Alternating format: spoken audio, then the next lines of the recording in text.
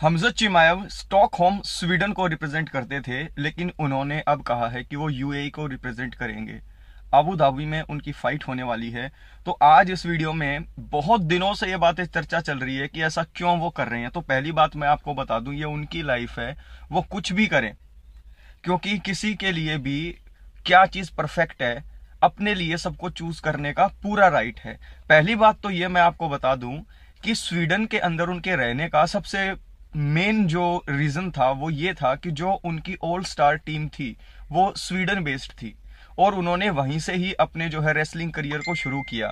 लेकिन यहां पर देखिए, अपॉर्चुनिटी जैसे जैसे किसी को भी मिलती हैं तो वैसे वैसे उसका लाइफस्टाइल चेंज होता है और उसकी चॉइसेस के अंदर चेंज आना शुरू हो जाता है। अब देखिए, किसी भी ग्रेट फाइटर को आप देखेंगे तो उसके ग्रेट फाइटर बनने के पीछे दो रीजन होते हैं, एक तो उसकी हेरिडिटी और एक उसका एनवायरमेंट। तो हेरिडिटी तो हमजा चिमाएव के पास उसके ब्लड में कूट कूट कर भरी हुई है। और रही बात एनवायरमेंट की, तो अपने आप को ग्रूम करने के लिए, यूएफसी के अंदर अपने आप को स्टैब्लिश करने के लिए उन्होंने ऑल स्टार जिम का सहारा लिया। और हर कोई फाइटर अपनी लाइफ के अंदर स्ट्रगल करता है। अब यहां पर पहली बात तो ये कि वो मेनली जो फाइट करते हैं वो अबू धाबी के अंदर ही करते हैं और यूएई के अंदर उनको टैक्स भी नहीं भरना पड़ेगा।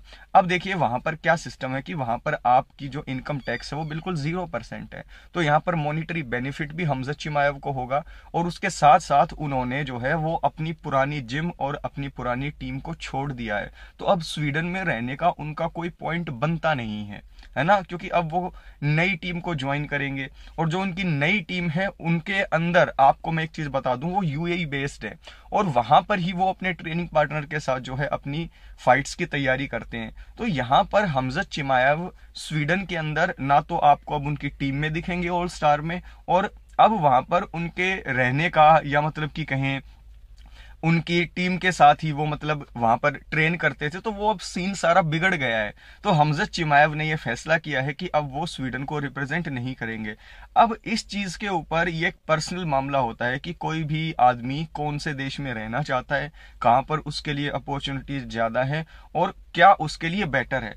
तो हम लोगों को ये बिल्कुल हमजत को इस चीज के ऊपर जज नहीं करना चाहिए कि उन्होंने गलत किया, अपनी कंट्री को बिट्रे कर दिया, ये कर दिया, वो कर दिया। ये बस व्यूज पाने के लिए जो है बातें हो रही हैं। मेरी नजर में हमजत चिमाएव ने कुछ गलत नहीं किया, जो उनके लिए बेस्ट था उन्होंने किया। और पिछली टीम के साथ रहकर उनके अंदर डिसिप्लिनरी जो है हमें थोड़े से खामियां भी नजर आ रही थी, किसी के साथ लड़ना, यानी कि अच्छे तरीके से हमजत को वो ट्रेन तो कर रहे थे, लेकिन जो एक तरीके से ग्रूम करना होता है ना, इमोशनली जो ये सपोर्ट होता है कि आपको कहीं पर भी भिड़ना नहीं है। एक टीम जो होती है, एक जो कोच होता है, उसका मेन मकसद सिर्फ यही नहीं होता कि ट्रेनर को यानी कि अपने क्लाइंट को सिर्फ जो है फाइट के लिए रेडी कर देना। उसका होलिस्टिक डेवलपमेंट भी उसके लिए एक मेन प्रायोरिटी होती है, किस तरीके से अपने क्लाइंट को वो मैनेज रखता है। हमजत को फाइट मिलने में भी देख लीजिए 1-1 साल लग गया।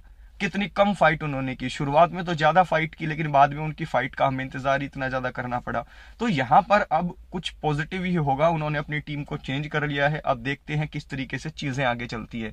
तो इस चीज को लेकर आप बिल्कुल भी जो है तूल ना दें इस बात को। अगर तूल देनी है तो इस बात को दें कि पोलो कोस्टा के खिलाफ फाइट में हमजा चिमाएव किस तरीके से जीतेंगे या डोमिनेट करेंगे, या वो गलती जो उन्होंने की थी कि अपने गेम प्लान को विंडो से बाहर फेंक दिया था गिलबर्ट बर्न के खिलाफ फाइट में, अगर उन्होंने ऐसा किया तो क्या पोलो कोस्टा इस चीज का फायदा उठाकर हरा भी सकते हैं हमजा को या नहीं। तो नीचे कमेंट बॉक्स में कमेंट करके जरूर बताइएगा।